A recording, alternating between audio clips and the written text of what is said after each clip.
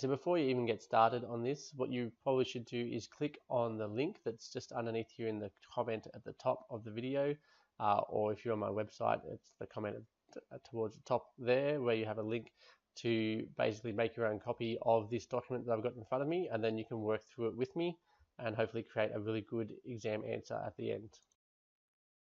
Okay, so I'm just going to give you a walkthrough of a past HSC exam question and kind of help you to learn how to break down the question, how to use the marking criteria to guide your answer. We're going to read through the sample answer and then hopefully you'll create your own. So this is question 23 from the 2012 HSC PDHPE exam.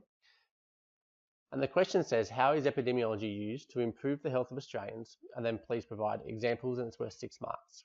Okay, so the first thing we're going to do is we're going to break down the question. So when you're breaking down the question, you need to basically identify 3 different aspects in the question. So one is the key directive term, which we're going to highlight yellow. And so that's normally like your VOSTES key term. So describe, explain, analyze, whatever it happens to be. And then we also are going to find our syllabus terms. I'm going to highlight them green. So any term that's straight out of your syllabus. And that really will help you to identify the content that you need to cover. And then we're going to have a look at some links or hints about what we actually need to do, right? So the action stuff that you need to do from the question. So let's start. Our key directive question in yellow, that's going to be how. So how is epidemiology used to improve the health of Australians? Okay.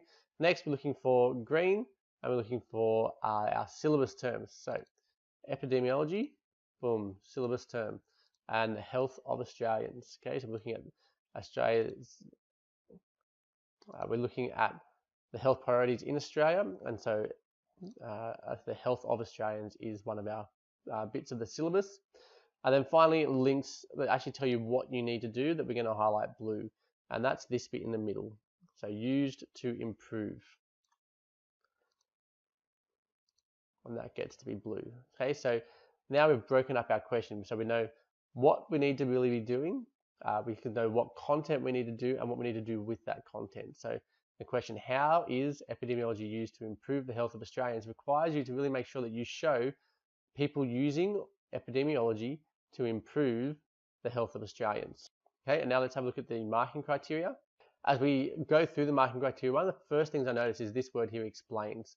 Now, explains actually is one of our VOSTES key terms, and that tells me what the how is actually asking me. So clearly explains. Okay, so I'm going to put here the definition of explain, which is to relate, cause, and effect. Okay, and so that's what I want to make sure I'm doing. So we're explaining the relationship between, so this is that relating cause and effect, so the relationship between epidemiology, okay, so this is going to be our cause, and the improved health of Australians. So this improved health of Australians is going to be our effect. Okay, so epidemiology is going to have the effect of improving the health of Australians, and I need to be able to show that in my answer. And obviously I also need to provide a range of examples to clearly illustrate the relationship. Okay, now note that this is to clearly illustrate the relationship. Okay, that is one of the key aspects of using examples. You have to make sure you're using them to enhance your answer and to really make relationships clearer, or to show further depth of knowledge, or to help you to analyze, providing points for and against and stuff. Your examples need to enhance that, not just and tack on at the end.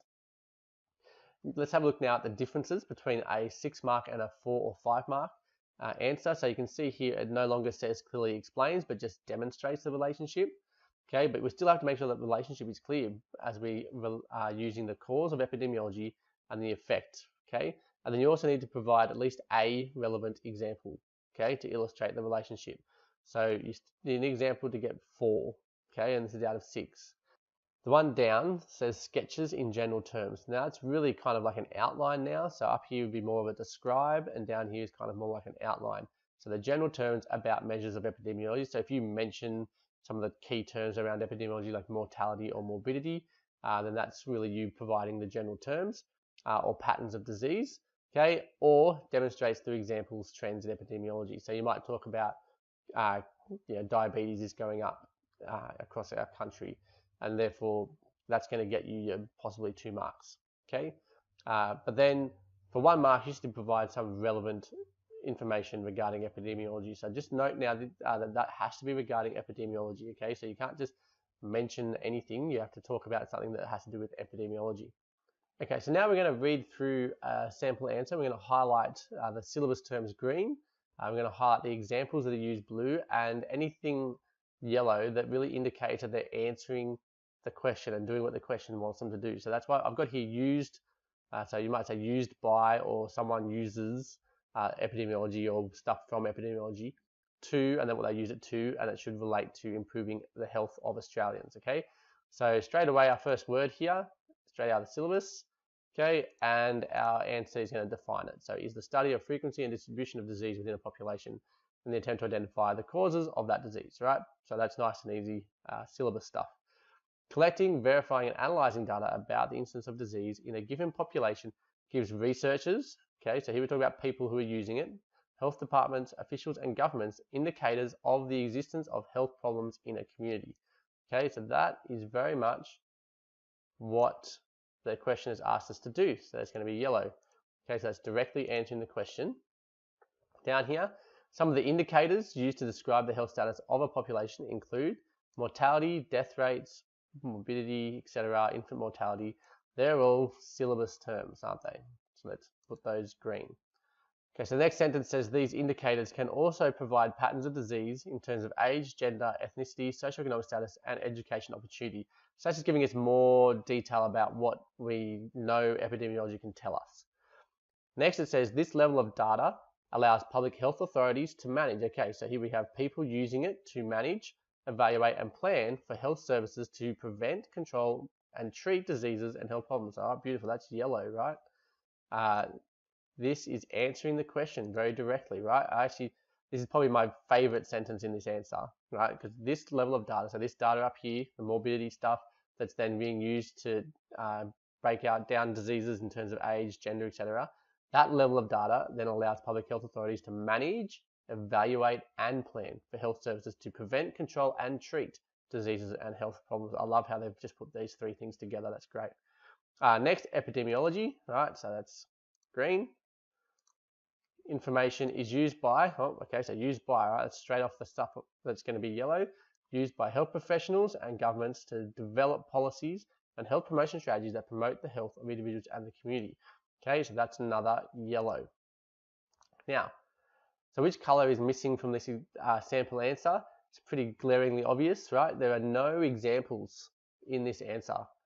Okay, some might argue that this bit down here about age, gender, ethnicity, socioeconomic status is an example, but I actually don't think it is, because the example is not helping to show how epidemiology has been used to promote health. Okay, so let's go up here and look at this. So here, collecting, verifying, analyzing data about the incidence of disease in a given population gives researchers, health department officials, and governments indicators of the existence of health problems in a community.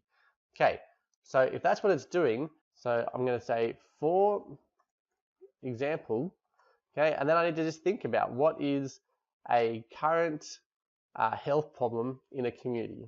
Okay, so for example, cancer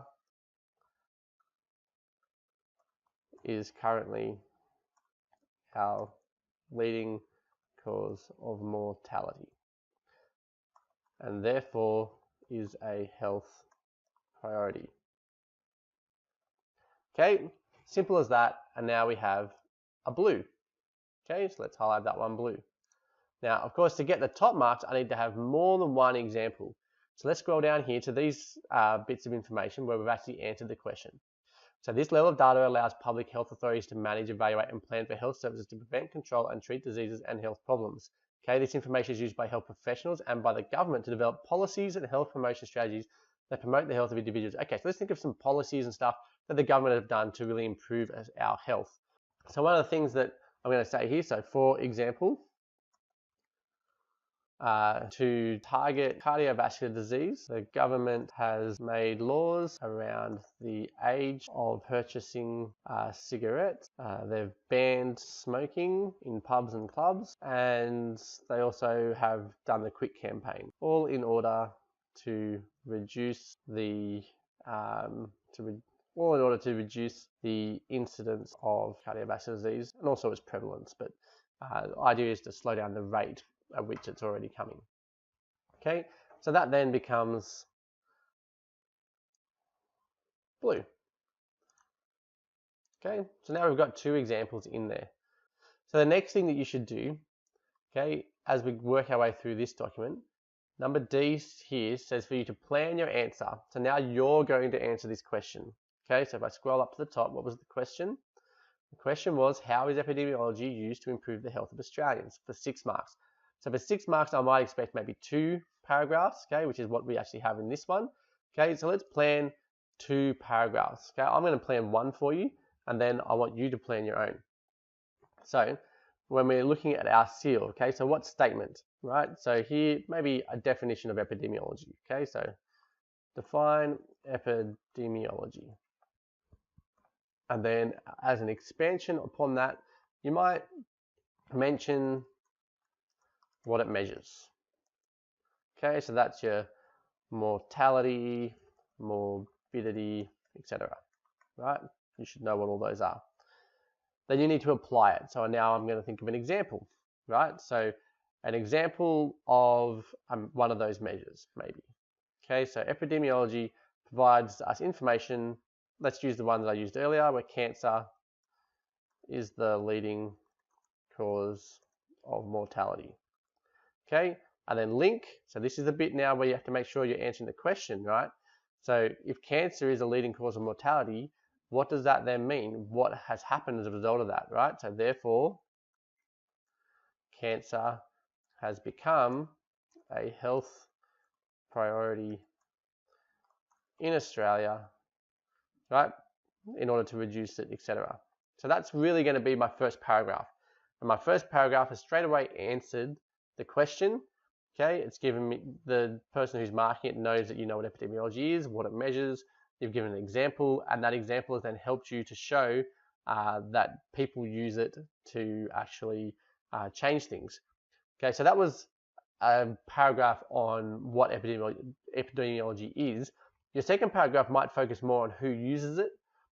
So remember, you've got to think through from your syllabus, not just what epidemiology is and what it measures, but who uses it and its limitations. Now, its limitations aren't going to quite suit the question here. So you're really probably going to focus in your second paragraph about who uses it. So you might say, have a statement about who's going to use it, mention the range of people who use it, an example of a group who uses it and what they use it around, and how that is then used in your link to promote health in Australia and to improve the health of Australians. Okay, so that's what you should do with your plan. You should also get a friend to have a look at your plan once you've done that, and get some feedback from them, and make sure that your answer, what you've planned to answer, is actually going to match the criteria to get you full marks. Okay, so use the marking criteria to evaluate your plan. And then the next thing is for you to then write a actual answer to the question. Okay, so how is epidemiology used to promote the health of Australians? You should have 2 paragraphs ready to go. You're just now going to take these plans up here, turn them into full sentences, and put all 4 of them together into 1 paragraph. Okay, so an example might be, epidemiology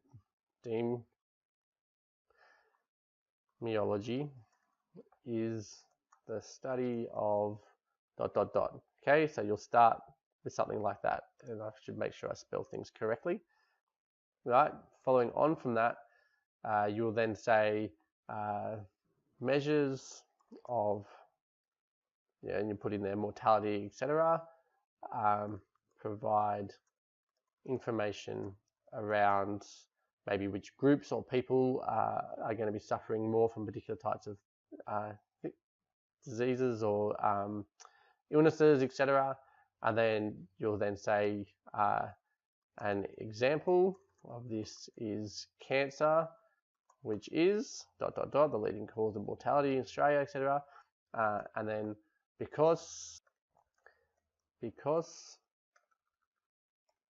of the data provided by epidemiology,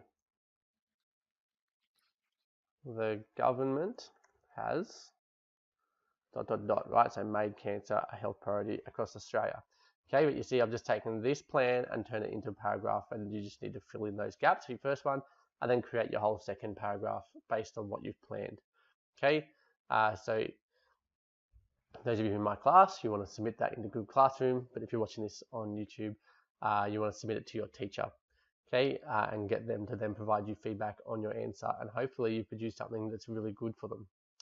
Thank you very much.